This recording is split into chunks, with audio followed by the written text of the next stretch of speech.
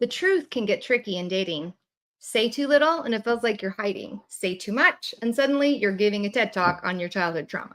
This episode dives into the art of knowing what to share, when to share it, and why too much or too little can tank a good thing. For LDS singles navigating real relationships, it's time to balance transparency with timing. The truth to keep the truth from turning toxic.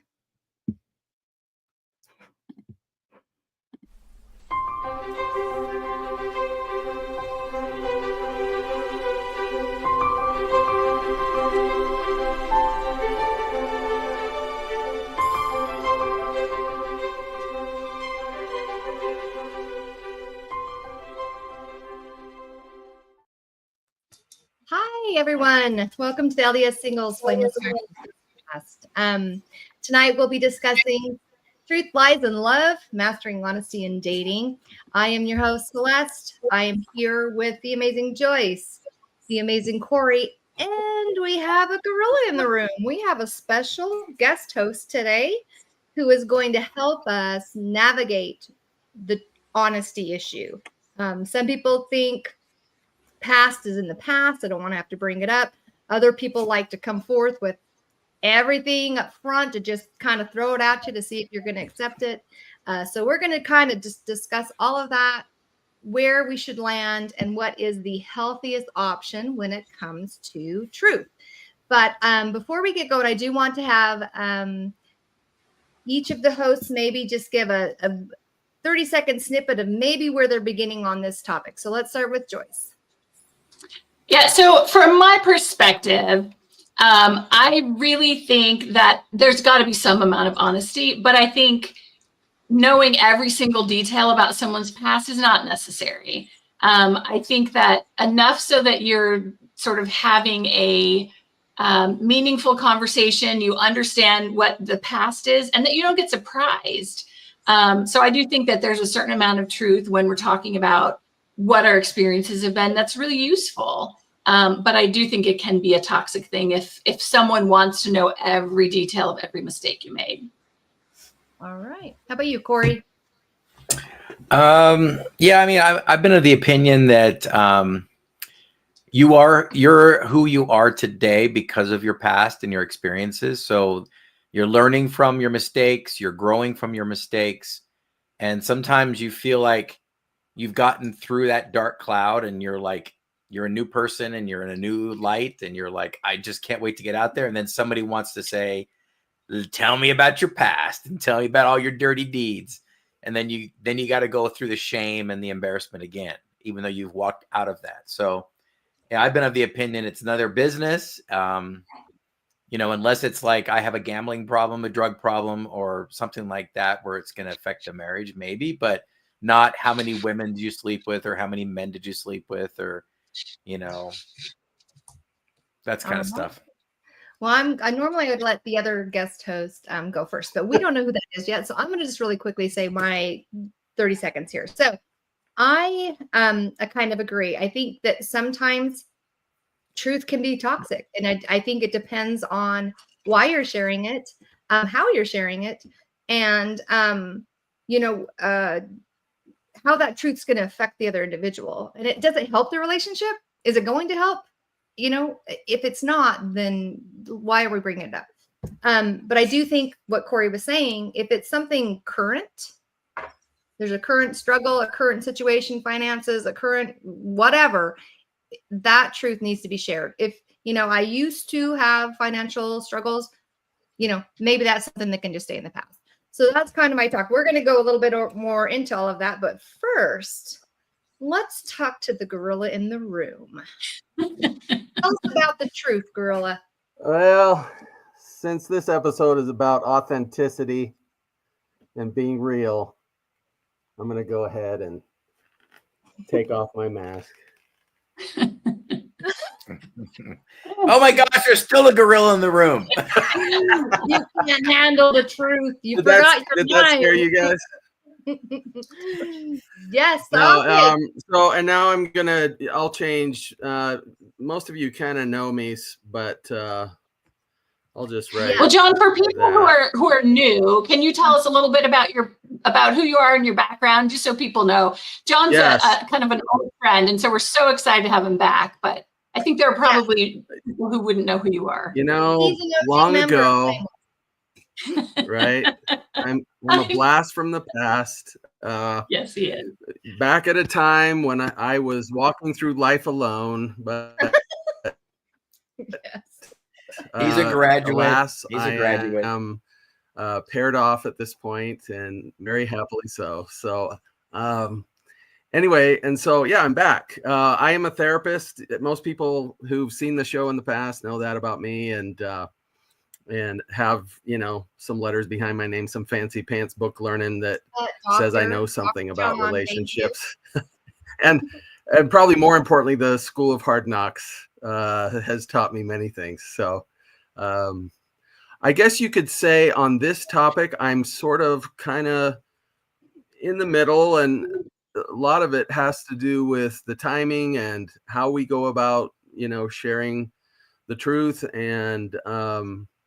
and being aware of who we're sharing it with, making sure that we establish trust and those kinds of things. But yes, generally speaking, though, if we're going to err, I would err on the side of being open. So anyway. Oh, okay. Very nice. Okay. Yes, we are super, super, super excited to have Dr. John back with us. He is an Good to be OG host. He actually came on first initially as a guest back in the day when we used to just interview LDS singles. And I mean, how can you not love the guy? He's awesome. And he has so much knowledge in that noggin of his. So That's when very And he has a pretty amazing wife too. So Yes, just he does. Absolutely. forget that. Absolutely. Harmony W. But the reason we love John, but he came to mind because the reason we came up with this topic was during an after party. It kind of came up, honesty, how much is too much, or even like past, do we bring it up? And there was quite a discussion, and there was lots of varying views. And so I thought that's an interesting topic, because you know what, in LDS singles, dating, relationship, even marriage, like honesty it's a topic. It's important, and knowing when and where is the most important. So yes. Yes, thank you, Yoda. The great philosopher Yoda. We have a wisdom doctor here on here too. We got Dr. John, and we got wisdom doctor, which is Corey. He's always known as Wisdom doc. Or just Wiz Doc. I think that's Wiz Doc. that's a good nickname. Yes, Dr. Wiz. Dr. John and Dr. Wiz. All right. So Actually, that's not Actually, pretty that could be bad. taken the wrong way. I was gonna say, You know, I am good. not a urologist, so you can't call me Dr. Wiz. Never mind, we're not doing that. But Put that on your license plate. okay. You know, there was a Seinfeld episode about that, right? The Oh, no. proctologist. Yeah. It was called. It was Ass Man. Okay, we only We're have like, devolving. We're devolving here. okay, we are totally going down rabbit hole, which we can do. So we're gonna pull it back out. Okay, so what I'm gonna do is I'm gonna first share this quote, and it's from Marvin J. Aston. It says, "The truth, not coupled with love and understanding, can be as destructive as a lie." So what does that mean? How can the truth be as destructive as a lie? Anyone want to go first? When you tell Well, somebody that, Oh, sorry. Go ahead, I was Corey. going to Go say, ahead. when somebody asks Go ahead. if you're fat, if somebody says, "Does this dress make you look fat?" and I say, "No, the dress doesn't make you look fat. Your fat makes you look fat." Oh, That's true, but it's also very hurtful.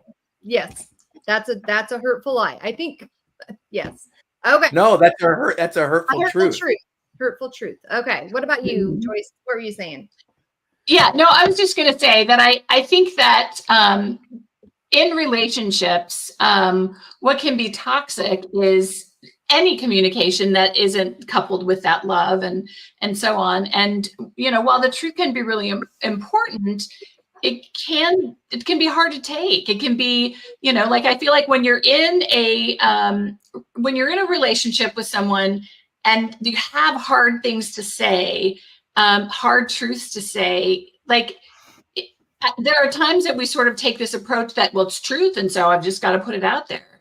but it really does make a difference when we're able to communicate that with love. It is just delivered so much more gently, and you're able to have a meaningful conversation about it. Whereas I think if it's not coupled with those things, then sometimes it's harsh and it's off-putting, and you sort of stop communication. Like if it's a hurtful sort of thing, you stop communication. Whereas you can deliver the same kinds of things with love and compassion.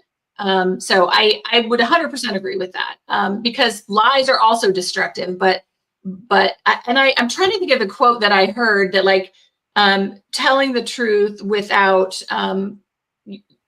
I'll find it, but being honest just for honesty's sake is just mean. Like, it's not I'm being honest. It's just it's mean. I'm going to find the quote because it's killing me.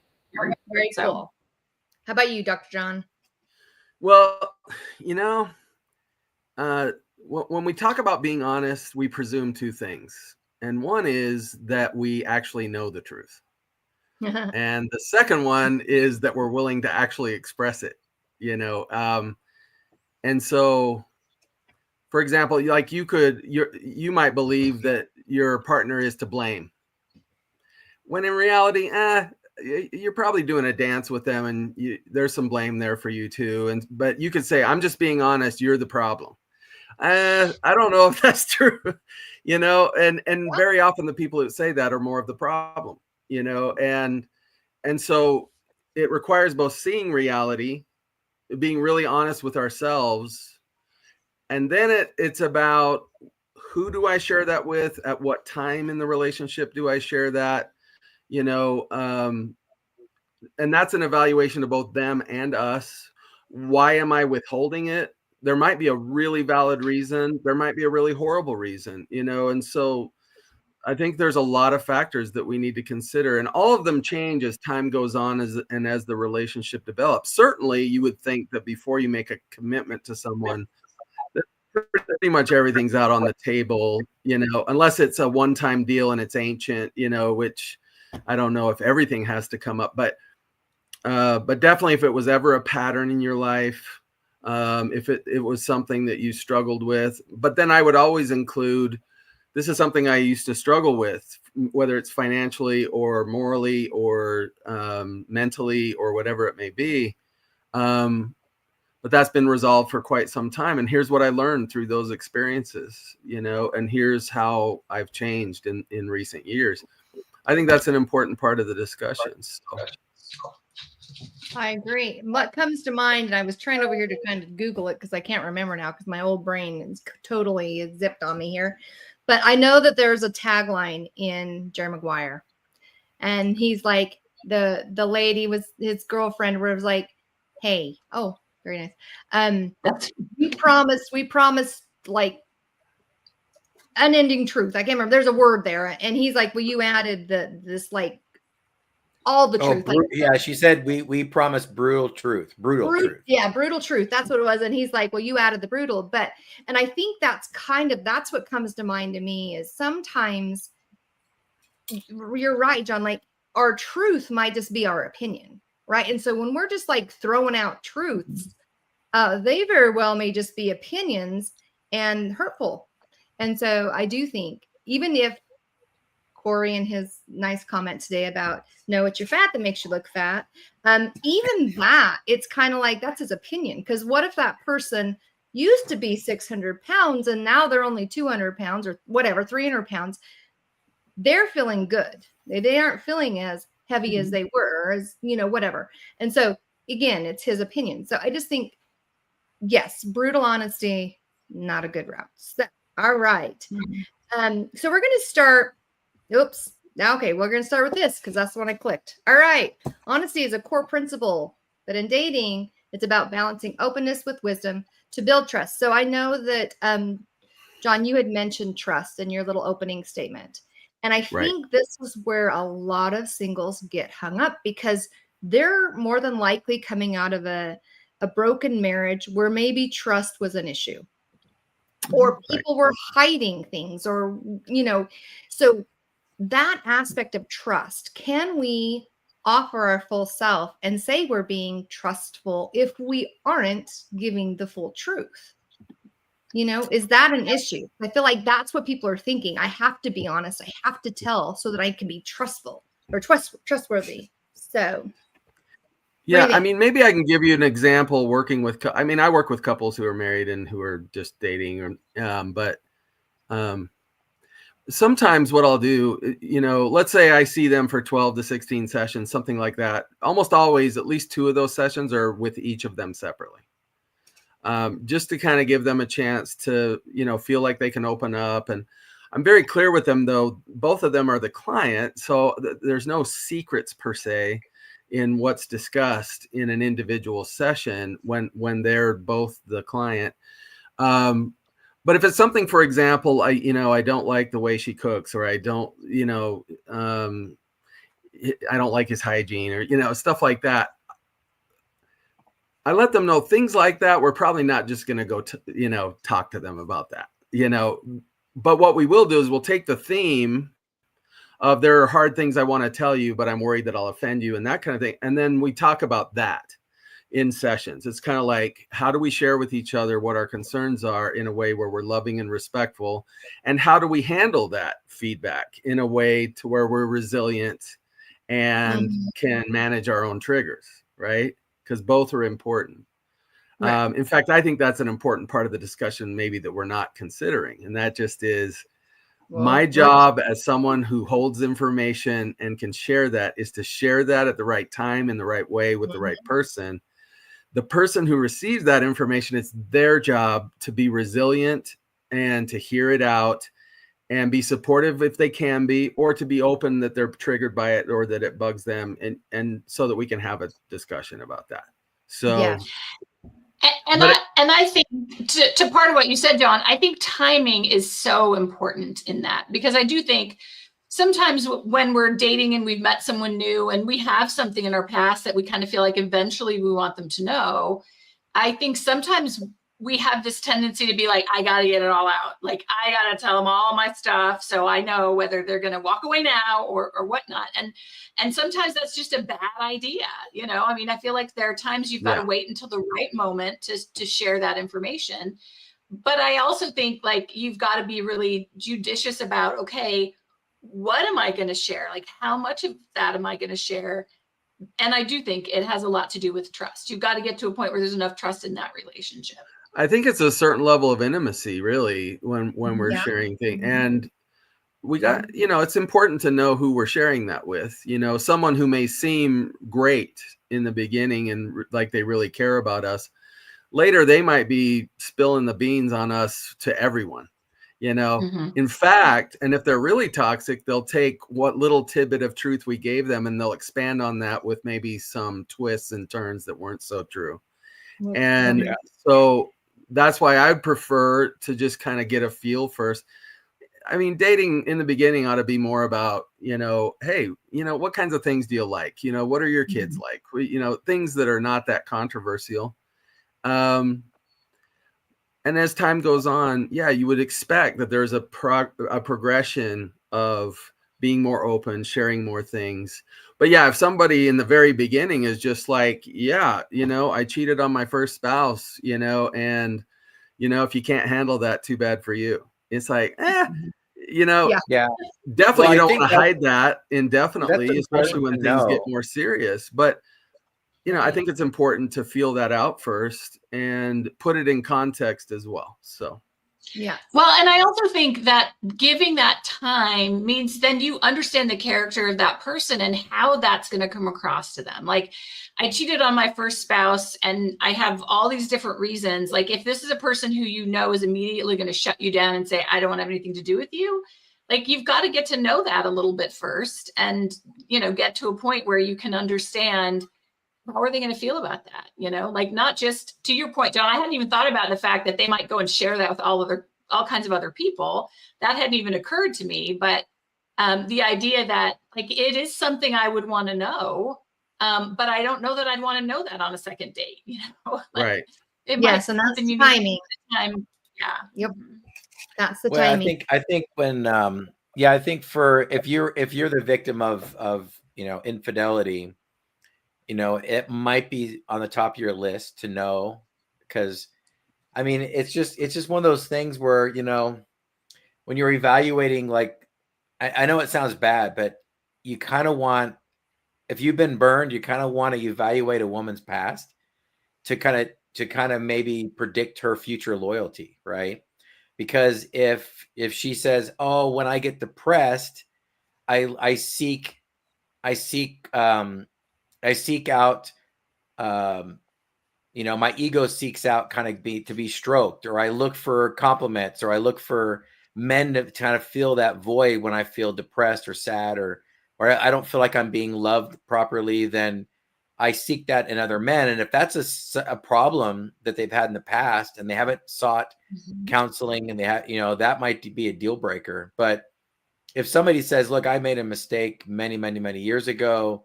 It's been 10 years since I've been divorced. I've been working on myself. I've been to counseling. I've been in relationships where I've never cheated. And I've made a commitment that I'm never going to make that horrible mistake again." Then you can maybe have that consideration, at least in my opinion.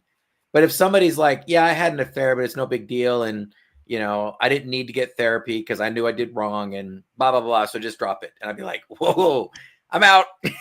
Right. Well, and I think that the timing of this is what I think. I think there's two sides to this coin. I think because those of people within the singles world that are coming out of relationships that were ended due to their spouse having an affair, I do think that that is the front of their mind. I want someone I can trust. I want someone who is going to be upfront and who's not hiding anything from me. But I think it's a red flag if you have someone asking you on your first date or two, you know, like, what was your divorce? What was it about? Why did you cheat on them or whatever? Like, that's a big red flag. And I think vice versa. If you go into a date going, "Hey, you know what? Hey, I cheated on my spouse and I just want you to know up front." Like, you don't do that at the beginning. And we're going to go over a little bit here is why would you do one or the other? There's something underneath there that would make you want to spill the beans or hide them. So Sometimes a lot can be said. Sometimes a lot can be said, and just saying, "I found it necessary to file for divorce and leave the situation." And sometimes that little phrase can speak mountains. It can. I just think sometimes first date, second date. Not first date, second date, but if somebody's like, "Oh, you're divorced," like what happened? Sometimes they just want to know what happened. Like, did you fall out of love? What is there? You know, I don't like to get into the nitty gritties in like first couple of dates. So I might just say, "I filed for divorce. It was a tough situation, and we can discuss it another time," or something like that. You know? Yeah. Just Like leave it I would alone. expect if you can just say, I would expect if our relationship grows, there's going to come a time for us to talk about a lot of those important issues. You know, right now, Yeah. I just kind of want to see if we like each other. Yeah. You know, I mean, Yeah. so far the I most- do, you know, so far so good, but you know, let's just have some fun.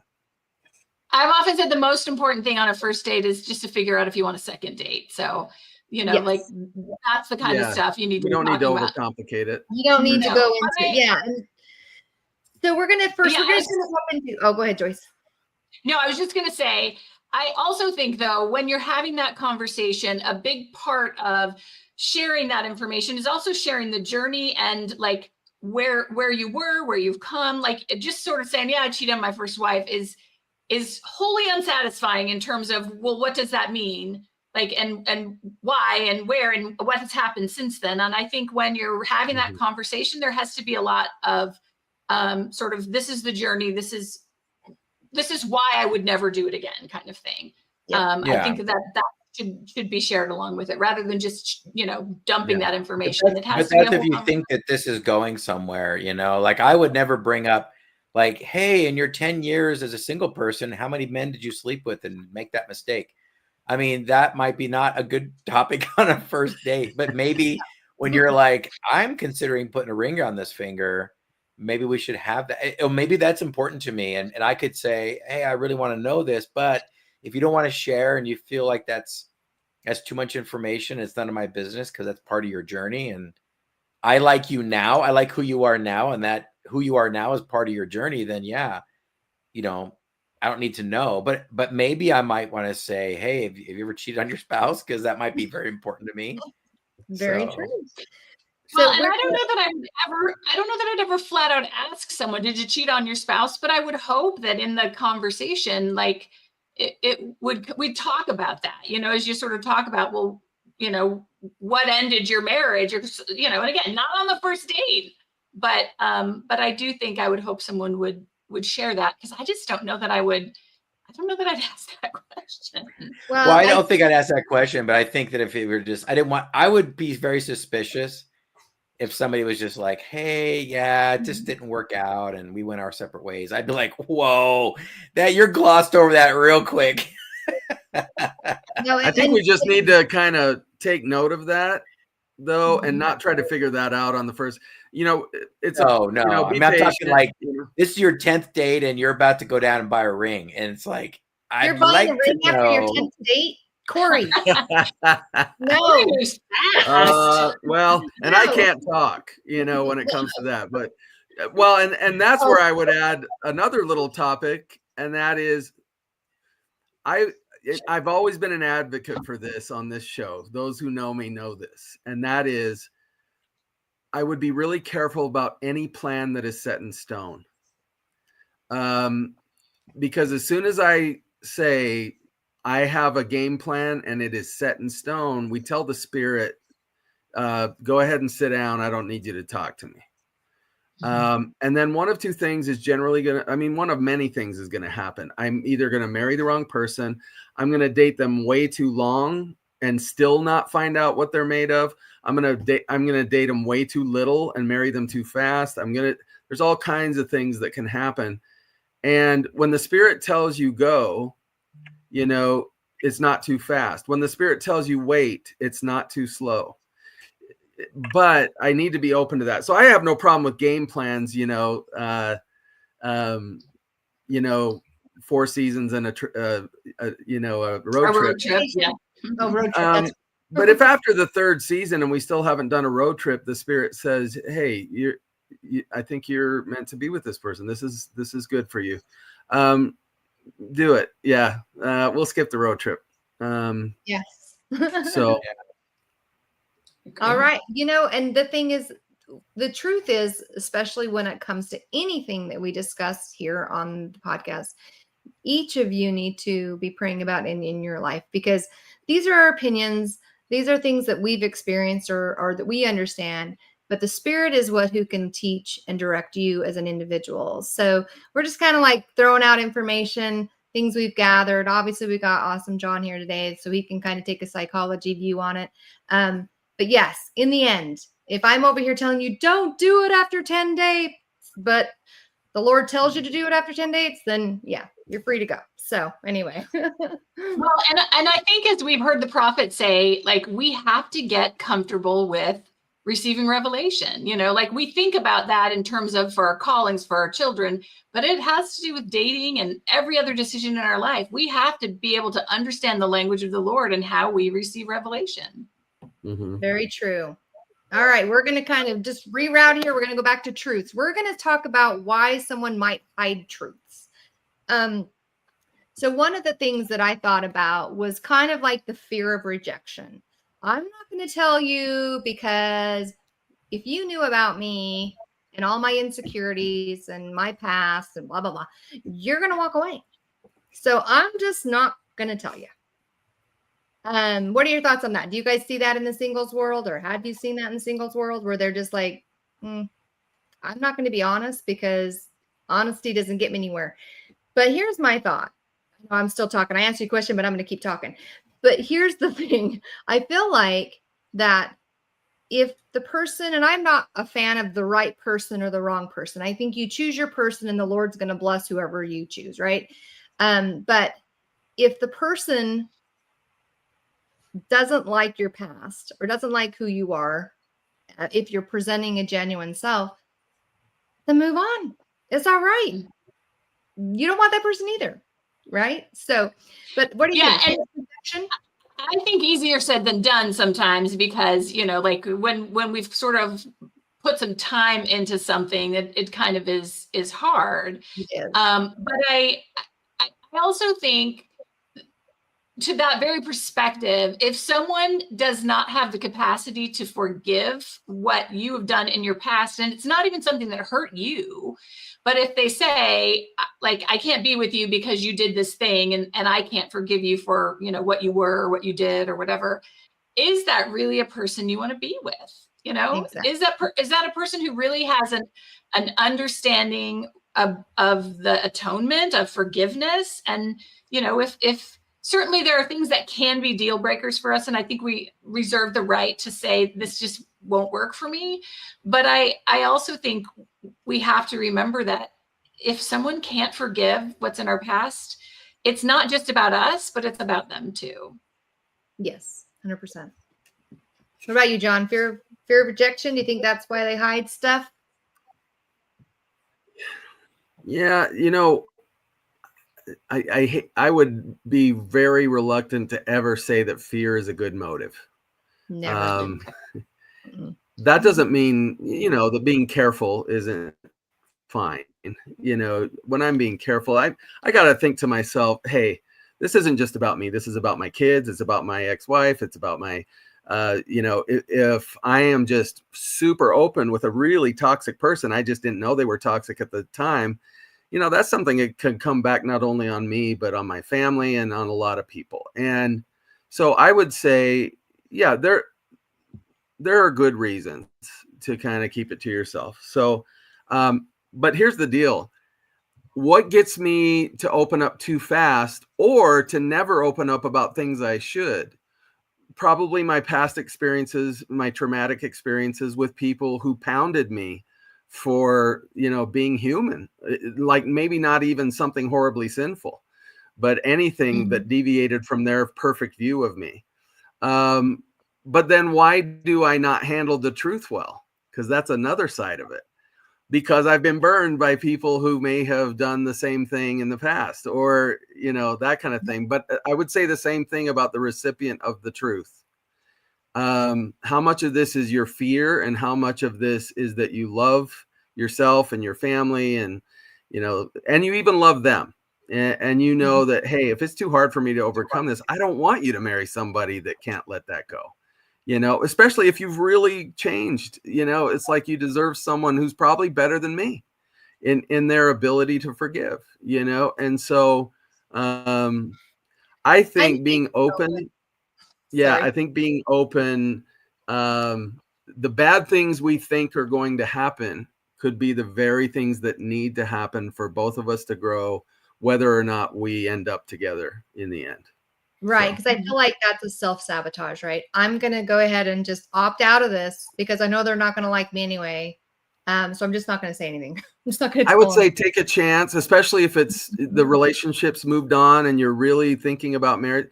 Yeah, be open at that point. And here's the thing. If they would reject you over that, what would be their life lesson? I mean, your life lesson might be you haven't changed and you do hurt another partner and they see that and they go, my instincts were correct. But I've seen a lot of situations where someone has rejected someone over something that traumatized them in the past, even though the context is totally different now. Okay. And the repentance is real. And that person then goes to be with someone else and has an amazing relationship. And they look at that and go, oh my gosh, I passed on him or her because of a preconceived notion that because they did it once, they would do it to me again. And it turned out not to be true. So there's two mistakes we can make. And that is we can embrace people who are toxic and we can reject people who are amazing. Which brings and both back into the whole equation. Both are hard. Right. Right. All right, Corey, you have anything to add? I know you're just kind of sitting there. I know you're taking it all in. You're like, I'm taking it all in, but everybody's got my wisdom good for stuff y'all. to say, so, yeah, I think I would want somebody to know the real authentic who I am authentically and not try to hide anything, because I would not want to be in a relationship where I was like, oh crud, what if they find out? What if they bump into so-and-so and they're like, hey, how was that last girlfriend? And you're like, I didn't tell her I was dating somebody else or whatever. Yeah, it's just to be authentic and to be your honest self. And sometimes people are just like, I can care less what you did in your single life. but some people might, and they might want to judge your character on that. And I would be fine with that, because you know what, if you don't want to be with me because of any mistakes I may have made, in my single life, that's fine. You don't have to be. And at least I know going into the relationship that there's no landmines that are just going to be accidentally stepped on. Yeah, this kind of went along with what I thought you were saying. Like sometimes there's just something in our past, we feel shameful, we're not proud of whatever it is. And maybe the reason why we don't share that is because we're worried that someone will feel that defines me, even though it doesn't define me. I know that's not who I am as a person, but we're worried that they may see us. And I would always preface that I'm the best version of myself. So that's how I see it. And I feel like every step of the way in my whole life, or the last 5 years or whatever, I've grown, I've learned. And, I shared the Yoda quote, right? With, the greatest teacher is failure. Right. And I believe that. I believe that we go through the refiner's fire, right? It's hot, it's scolding, we get beat with a hammer, but eventually we get molded into this really cool, interesting thing that was out of nothing. And so I always think of that refiner's fire. And so I would always preface it like, you're getting the best version of Corey right now, and I am the product of all of my good choices and my bad choices. And so if you like what you see now, that's who I am. And if you need to know all the nitty-gritty stuff, I'm happy to share it with you, but just know you're talking about an old Corey. You're talking about a past Corey. You don't know that guy. And if you want to meet that guy, you may not like him. And then you might imprint past Corey on current Corey, and then this relationship won't work. Yeah. And go ahead, Joyce. Yeah, no, I was just going to say, and I think that like what you said is that we are saying, I'm afraid they will think that this defines me, but it doesn't define me. But I think sometimes our fear is that maybe it does. Like maybe we haven't yet figured out that it doesn't define us. Maybe we're still judging ourselves for something that's in the past. And so maybe there's still some healing that we need to do. And that's part of why we're so afraid. Well, that's why I'm not afraid to share anything, because I want you to like me now. Like, and who I am now is stuff from my past. So, hey, you know what? I'd rather know you don't like me anymore because of that than get into a relationship if you say, oh, great, we got a ring on the finger and I don't want to go through another divorce, and now I'm stuck with this guy I think is a loser. It's like, you should have judged me before we got into a relationship. So before we move on to why we overshare, I do want to say this to any of you out there who do struggle with possibly feeling like Joyce was saying, that maybe you don't even know yet that doesn't define you. I believe that, like Corey has said, those hardships, those trials, those really bad choices that we have fought back from and used the Savior to help overcome, and to just become a repentant and a more humble person, actually makes us more compassionate to those who struggle. It makes us more compassionate to our children. If you guys are younger and you're still planning on having children, like there's so much that comes from that experience if we utilize it in a positive way and make it a win out of a loss, that I think the person coming out of that is a much better person. And so if you're looking yourself in the mirror and you're full of shame, and you do think that your choices, even if they're recent, are labels and they define you, I would hope that you would realize that that's not true. What you choose to do from here on out is what will define you. What are you going to do to make that bad situation become a positive in your life? What changes can you make? What grace and compassion can you offer to others? So don't give up on yourself. Don't be thinking the shame is going to draw, just put you into a spiral. Hear us say that the reason you shouldn't hide it is because I bet you that's made you a better person. So that's my spiel on it. Yeah. And can I just say this? Like, I think we forget sometimes that repentance and change is the plan. It's not the backup plan. Yeah. It's the plan. Like, we came here fully expecting to make mistakes and to have to repent and change. And that is the plan. So I think you're exactly right that that's the change and what we're becoming is what should define us, not the mistakes that we made along the way, but That's the right. journey and how we've overcome them. The big mistakes and the little mistakes, all of them in between, like all of it does shape us into who we are today, which is what Corey is trying to get at. So if you're struggling with letting that go, you need to see yourself the way Christ sees you. And you need to see the areas where you've improved since learning from that mistake. So, okay, now we're going to go on to oversharing. So we just talked about why you might want to hide stuff or why people might want to hide stuff. But let's talk about why people overshare. So let's talk about this one here. So if I overshare, if I tell you every aspect of my life, every bad choice along the way, that shows you I'm trustworthy. That shows you my integrity. I don't believe in secrets. What you see is what you get. What's the problem with that, John? Why is that not the best route? I love mindfulness, and mindfulness you usually use, kind of like parables and images from nature and things like so. And what I thought of is, what's the difference between drinking orange juice and eating an orange? And if all of the juice, or in this case, if all of the truth just comes fast and furious, you get the full sugar dose, hits your liver. I don't know if that's healthy. That is not healthy. To guzzle down, to guzzle that down. I would rather eat one wedge at a time with the fiber to help you mitigate the impact of the sugar. And actually, it might turn out to deliver some good vitamins and things like that without the heavy sugar overload from just dumping it all at once, right? That's right. And what I would call the fiber would be context. Okay. Mm-hmm. And I think there's a very fine line between excuses and reasons, but here's what I want to know. When I'm dating somebody, they say I used to be addicted to something, or I used to have financial problems and I had a hard time managing my money, or, I cheated in my first marriage, or, whatever it may be. What I would really love to hear is, tell me the whole story, and try to just be open about both the things you could have done better and the things that made it really hard for you. There's someone I love very much in my life, a distant family member, and I've probably talked about this before, who was in a very abusive relationship, and she ended up, cheating for about a 3-month period in a marriage that still lasts to this day. And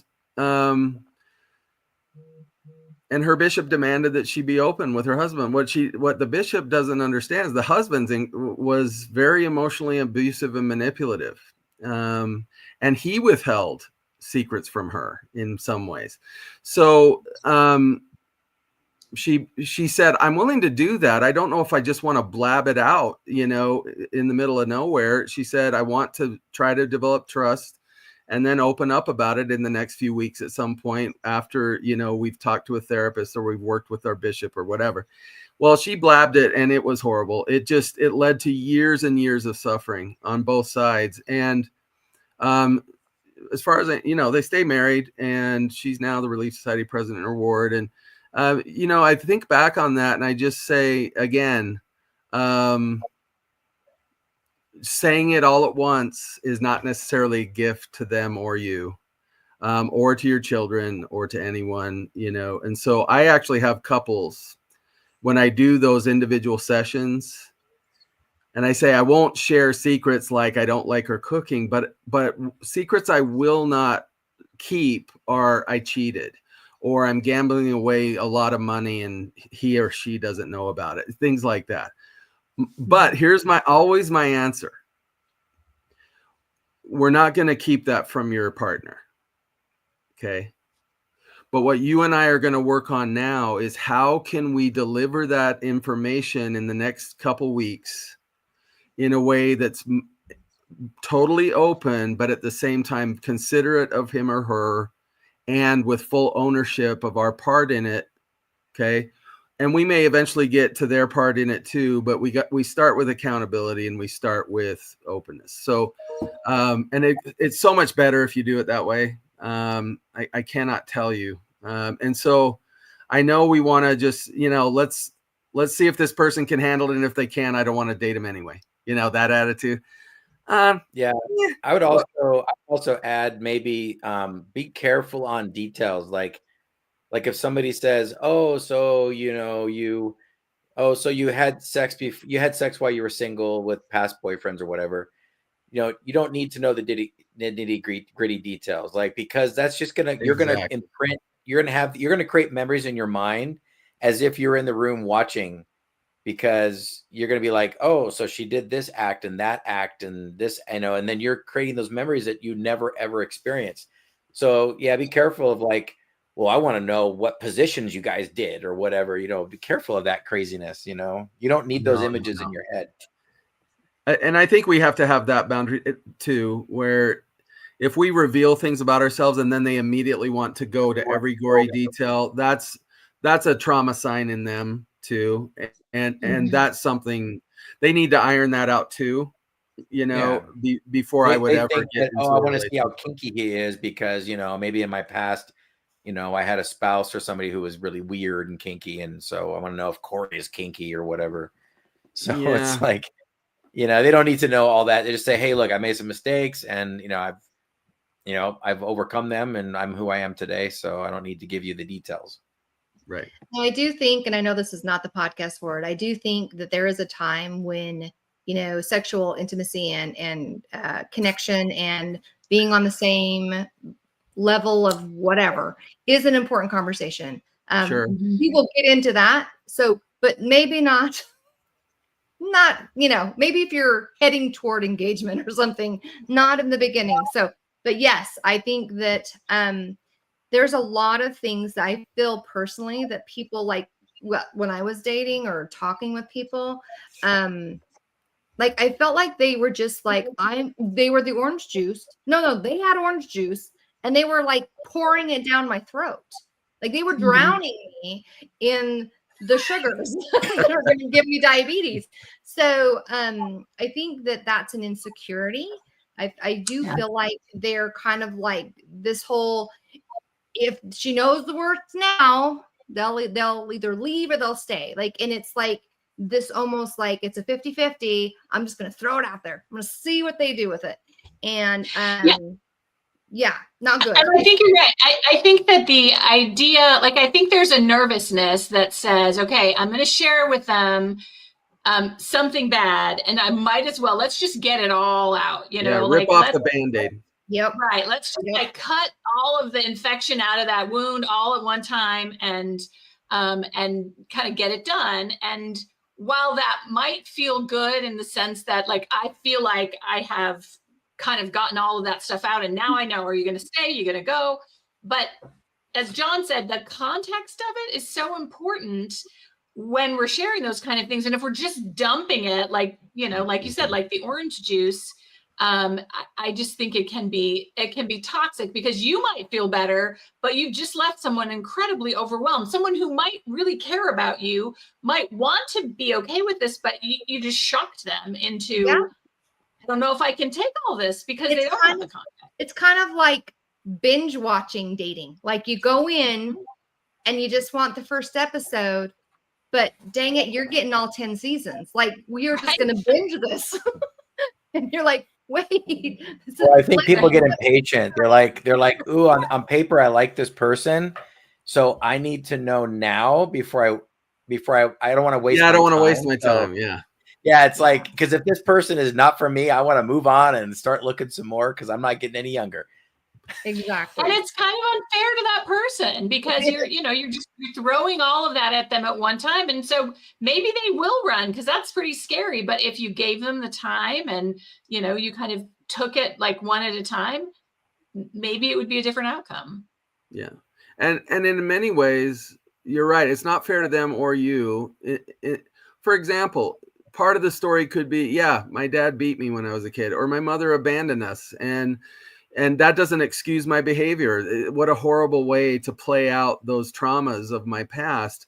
but the pain that came from my poor choices is the very thing that led me to dig deeper and find how I had not let go of those old things that I couldn't do anything about, you know, and now I can do something about them. And so I just don't feel like I'm the person who's capable of doing those things again. You know, I do want to be careful though in saying that reassurances that it'll never happen again, I don't like those necessarily. Just show me how you live. You know what I mean? You know, have you lived without doing that? Here's the other thing though, and this is the hard part. If you cheated when you were married and you haven't cheated on a boyfriend or a girlfriend since, I still don't know if that's a good read on where you're at now, because you're not in a committed relationship, and you're not in a committed relationship with someone like your ex-husband or wife. And so I don't know what might trigger you. Stressors aren't there. Like you're seeing each other once or twice a week. Yeah. And the stressors are not there to cause you to run to another man's arms. And it's like, oh, well, I never saw this. And now we're married and we had our first fight and you drove off in a car. And then you came back 3 hours later and said, I'm sorry, I just screwed up. And you're like, who is this person? Right. Well, and this is the tough part. The real proof may only be totally visible after they've married someone, you know, sometimes. And so, how are we going to handle that? And so that's where I think the Spirit comes in. You know, I think you can get a good sense of whether someone's truly repented. And if they have, I don't worry about context as much anymore. You know, if the context is they're washed clean. Now, but I think one of the ways you can tell that, though, is they don't rush in with too much information and they don't feel scared they're going to ruin everything if they're honest. Both of those extremes go out the window when you're truly forgiven. Or there's also the one you got to think about, the type of people that will want to just divulge everything because they want that connection. They're trying to like speed up this kind of, I finally found someone and now I'm just going to like, I want this person. So I'm going to tell you everything about me because then we'll have these moments and these stories and we'll have this connection and have that bond, you know, and you're like that's not healthy either. And I've seen a lot of those going on as well. Yeah. And I also think that oversharing can be a sign of a lack of sort of self-regulation in the sense that if you feel like you've got to share everything, you're not able to sort of say, this is important, but this really isn't, and sort of make those decisions. Instead, you throw it all at somebody else and they get to make the decision as to, well, is that important? Is that not important? And so I think with maturity, emotional maturity, I think there's some amount of self-regulation in which you're able to say, I don't need to share this. This is really not that important and I don't need to share this. And so when you're not able to have that level of maturity, right. But even there are some things that just maybe aren't necessary because they're not that big of a deal, you know. And I'm trying to think of a good example, but I just think that we sometimes want to just tell them every single thing we've done wrong, just so that we can be sure they're not going to, you know, they're going to know all of that. And it's just not necessary. We have to be able to make those judgments for ourselves. So I found a tool that online that I thought was pretty good. It's very simple tool that anyone can use to decide, is this something that needs to be shared? So I'm going to talk about if there's something that you're wondering, is this something that can benefit my relationship? Here's what you need to ask. It's called the PIE tool. Okay. PIE. Okay. And so the first one is this what you want to share? Is it positive? Is it going to add a positive note to the relationship? Is it, hey, you know, I did this, but I've repented. I've grown in this. I'm a new person. Look how far I've come. I mean, is there a positive vibe to the truth you're sharing? I think that when and this comes down to delivery. I think John was saying that too. If it's delivered and it's a positive, that when it's handed to that person, theoretically, that it should be accepted in a positive manner. Now, if it's not, that's up to them. I mean, you know, you can't control how they're going to react to your truth that you're sharing. But just making sure that what you're sharing is positive is a good thing. What are y'all thoughts on that? I would be a little careful with it. Just positive. I mean, if it's totally positive, we won't tell anything that's, negative or, in any way, not flattering. Right. I think I do like the idea of always staying focused on solution, that this was the dark part of my life. Right. And here's what I learned from it, for example, or here's how that became the very thing that led to my healing. To where now I've, had these years of sobriety or these years of handling my money well, or whatever it may be. Yeah, that's the kind of positivity that makes sense to me. Yeah. So like the Lord, the Lord can make all things for our good. And so we can go through really bad trials, really bad sins, and come out on the other side. And the way we handle it and move forward with them can actually be a positive coming from a very negative situation. And so that's what I mean is positive, like just something that's like, this has made me a better person.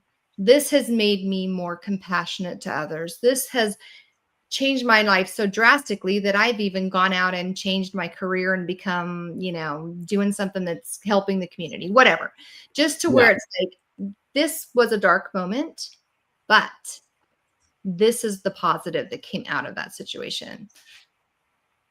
What do you think, Corey? And not go on and on about it. Yeah, I think you can be positive. Don't try to convince, I'm totally healed. And, and 30 minutes later, and that's how I found my way through it, and it's like, no. Yeah, just, to the point, sweet, kind, it could be like bearing your testimony, right? It could be like, hey, I went through this dark place, but I want you to know that I pulled out of it. The Spirit touched me. I went through the process. I know the church is true. I know what I did was wrong. And I really want to walk this new path I'm on now. Like you can almost do like bury your testimony and be positive about it and just say, yeah, I went through a tough time. But like somebody in the chat had mentioned about health problems, like if somebody is recovered from cancer, but possibly could get cancer again. Like that would be something where if you didn't disclose it, maybe you get married to somebody and then they end up, leaving you for the next life, Yeah. And I think Celeste, in this tool, it's not saying that every single thing has to be positive, because there's two other like PIE, there's two other things. So the point is that like, if it's a positive thing, go ahead and share it. That's good. That's a positive, like you can always share things that are positive. Or if it's the IE too. Yes, we're getting to the IE. But it's not, all three of them don't have to be in place. You don't have to have all three check marks. Yes. So if it is something positive, then you can share it, right? Or if it's something important, which I think is where we have the whole cancer topic, that would fall under that. I am a survivor. Odds are, whatever your odds are. It's definitely something that's important to share. That's not something you'd want to hide. And I know there's so many things out there that are very, very important. But I do think, again, we come back to, when are you sharing this? Why are you sharing this? And how are you sharing this? Even with important information about your life, your past, even something maybe that's in the future that is coming down the pipe. Like, if it's important, it needs to be shared. And we need to know when and where and why to share it. So anything on that one, Corey? I know you're kind of like, if it's important, I think that you probably should share. It could be, hey, I didn't tell you, but I'm actually worth millions. Like, just surprise them after, Yeah. So, like, I really don't drive an old beat up truck. I'm actually worth, by the way, thanks for marrying me, even though you thought I was poor. I'm worth about 20 million. So. I'm glad you married me, not my money. So that's when you're like, we're gonna whisk you off to the next city for our honeymoon, and then you fly off to like Paris, Dubai, or something. I got lots of money. That's a positive. Okay, so we'll go on to the last one. So E is essential. And so if it's positive, it's important. If it's essential, Those things need to be shared, whether they're difficult or not. What do you think would fall under the essential category? Well, I think we've talked about like infidelity. I think that's an essential thing that I think people need to know that. I think there are certain, financial sort of things like what is your situation? Like it's essential that you both understand where each other is in that. And again, not a first date conversation, but you both need to understand that. I think there are certain like family obligations that you might have that would be essential. Like, I have a child and they have a disability and they will always be with me. Like that's going to be something that's essential that someone needs to know, up front. And then I also think there are certain kinds of experiences you've had in your life, traumatic experiences that might be essential that someone else understood those. Like, and it doesn't necessarily have to be a big sort of dumping them and expecting something from them. But I do think when there's a certain kind of trauma, like someone you're going to be in a marriage with, it's probably really important, actually essential for them to understand some of what your experience has been. So like for me, those are the top ones that I would think would be essential. Yeah, I knew of a person or a lady that was dating someone, and it was getting kind of serious. And she had a secret that she wanted to share, and she finally felt they were talking about marriage. So she's like, okay, this is my chance. I'm gonna share this with him because I feel like this is meant to be. And we're talking, well, not meant to be, but you know what I'm saying? I feel like this is a good choice. We're going to get married. And so she told him that she had placed a baby when she was younger. And that's essential kind of to get out there because that baby's probably still out there somewhere. And maybe, and I'm an adoptive mother, and I've got, my dad was adopted. My ex-husband was adopted. We got a lot of adoptions. So this is not negative adoption, but, that was something she had to share with him, and he opted out. He didn't want to be a part of that, and it was devastating to her, just devastating. Did he make the right choice? My opinion, no, but that was his choice to make. Yeah. But it was an essential part of her life that could resurface and could come out. I mean, what if she would have married him? They're 3 years into marriage, and there's a knock on the door, and there's, her birth son standing there. And, he's 30 now. And, what do you do with that? So, like, there are essential things that are hard to share, I think, sometimes, but they need to. Do you want to have more kids? Would be an essential. Okay, so let's talk about more kids, because guess what? Our age group, older guys can still marry younger girls. No, I know. If you're dating like if you're dating like a 35-year-old and she's like, I still want to have a couple of kids, and you're like, yes. Yeah, at 55, I don't want to have any more kids, because when that kid is out of high school, I'll be like 75, or they're back from their mission, I'll be like 75. Like, and what if I don't make it to 75? I just cut that kid's dad's life short. Well, it's a important, and this is kind of a weird thought when you said that to me, or when you said that to all of us, was, is discussing possible like plastic surgery. Because some people, if you're going to have children, people have altered maybe some part of their body that they felt really insecure about, and that might transfer onto children. Is that something you think is essential, or is that something to keep on the down low, and then if the baby comes out with it? I guess if he or she had a giant nose and then had it fixed, and you're like, he has such a beautiful nose, and then the child comes out and it's like, what the heck?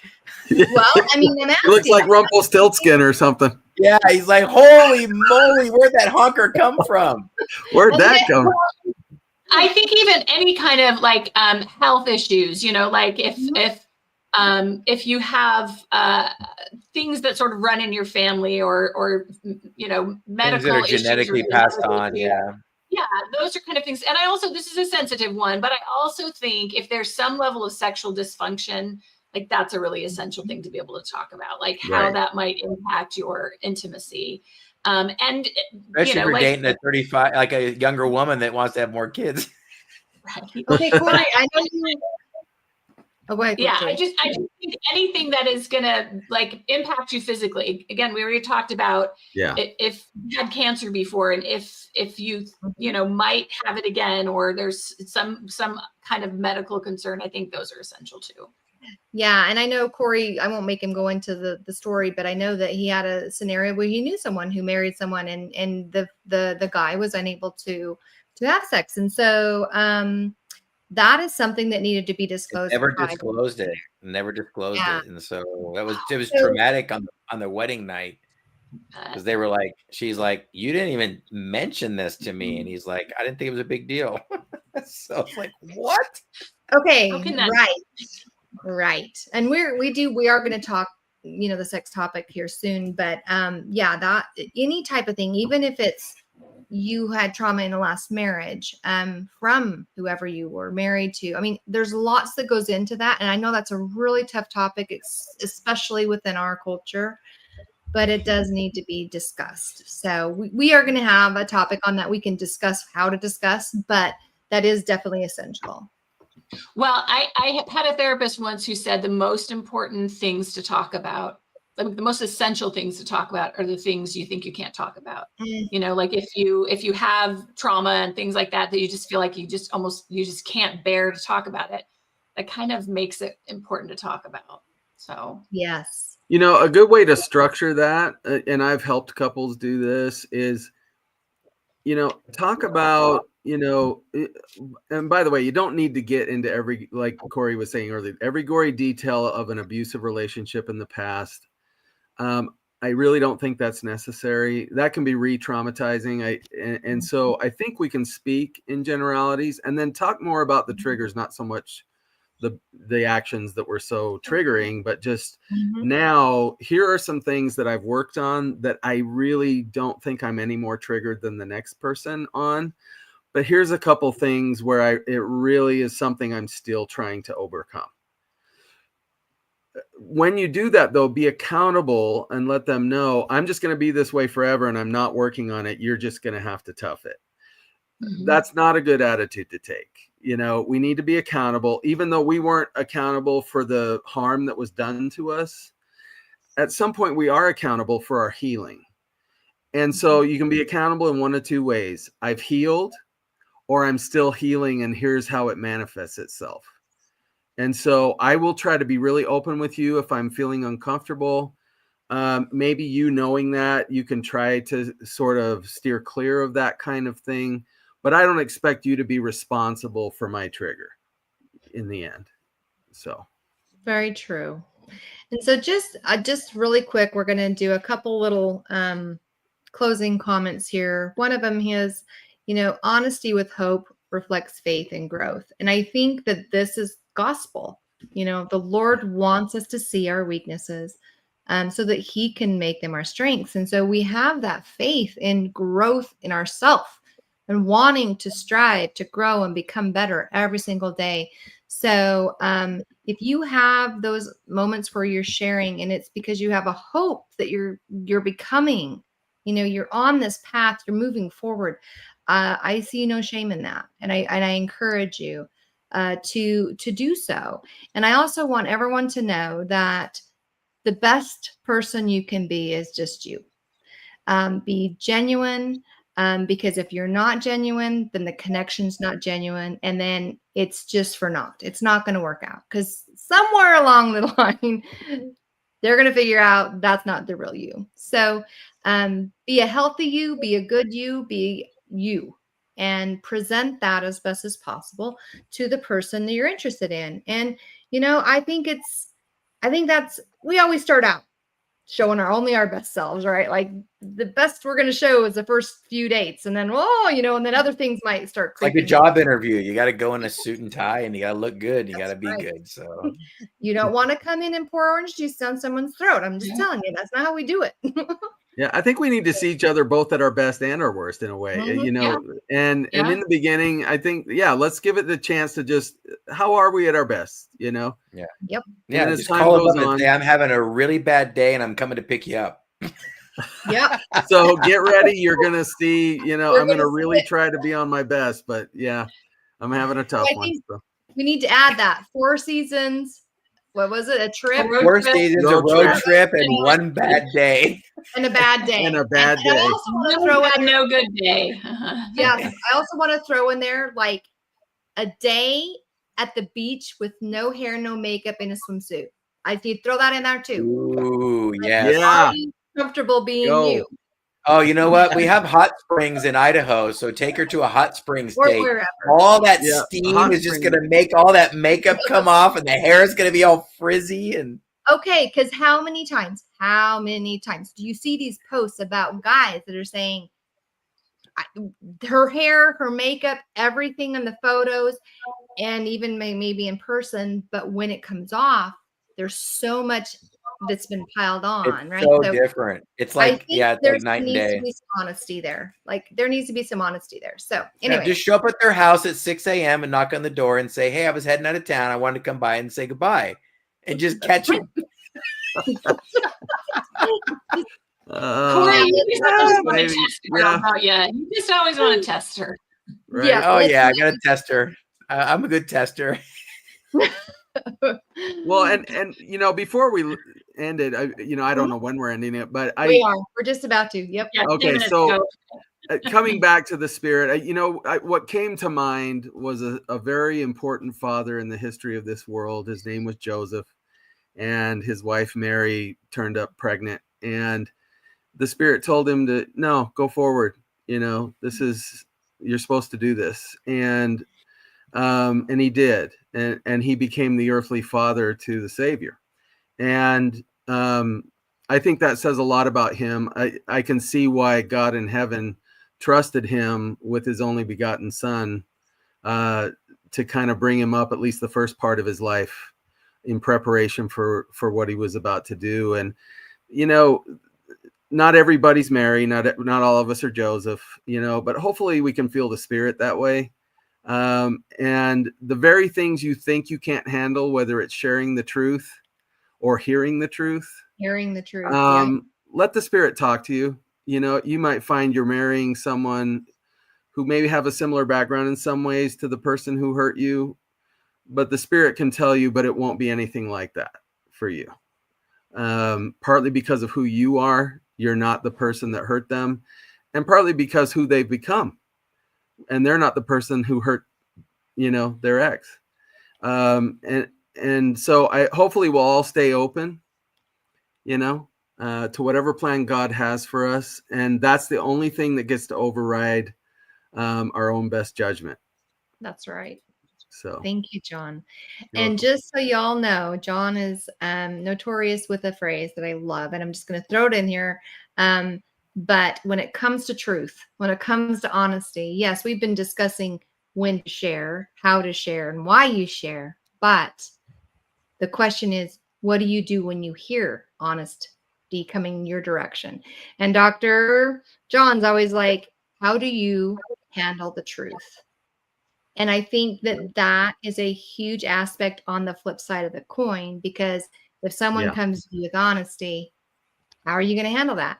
Right. And do you want to do a little quick thing on that or Well, just I would say that applies to both sharing it and receiving it.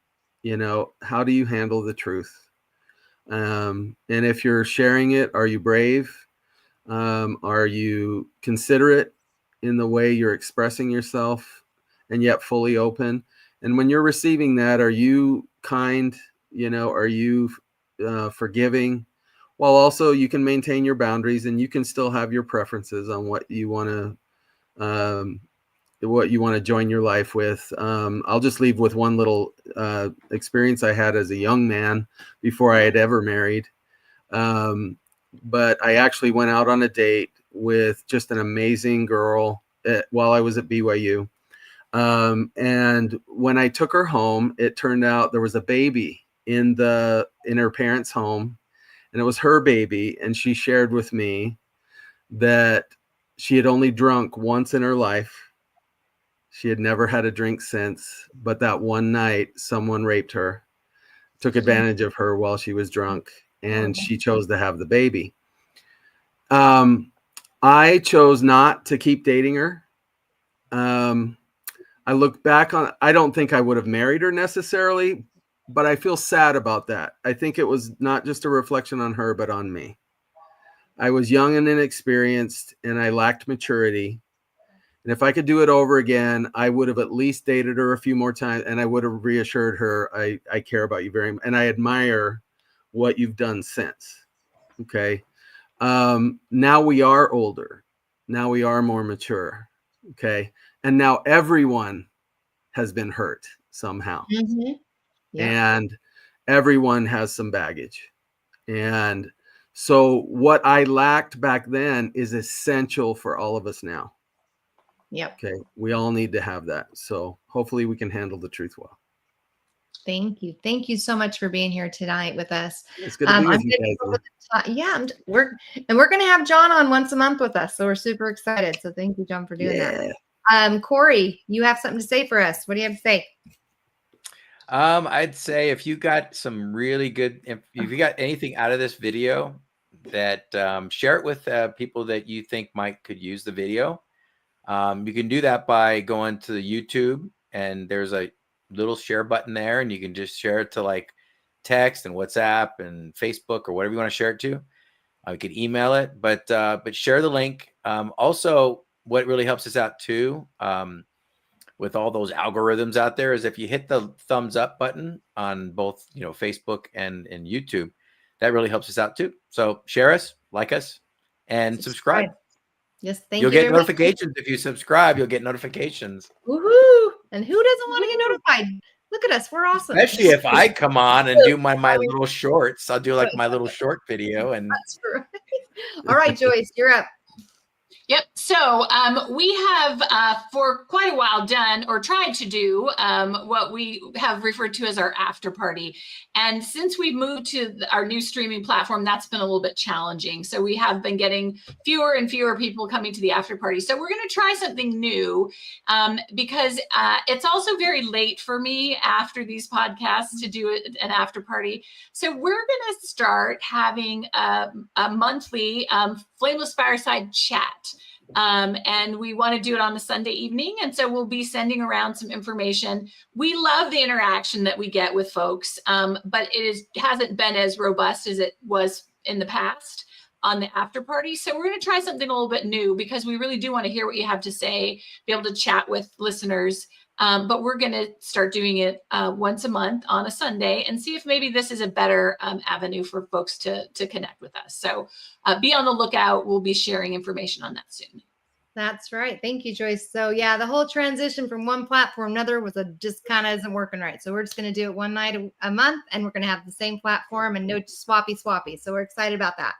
All right. Thank you guys again for all being here. John, for joining us. Everyone out there, remember, honesty is attractive. TMI is just confusing, and pretending to be perfect, that's exhausting. Just be honest, be you. And until next time, thank you so much for joining us. Have a good night. Good night, everyone.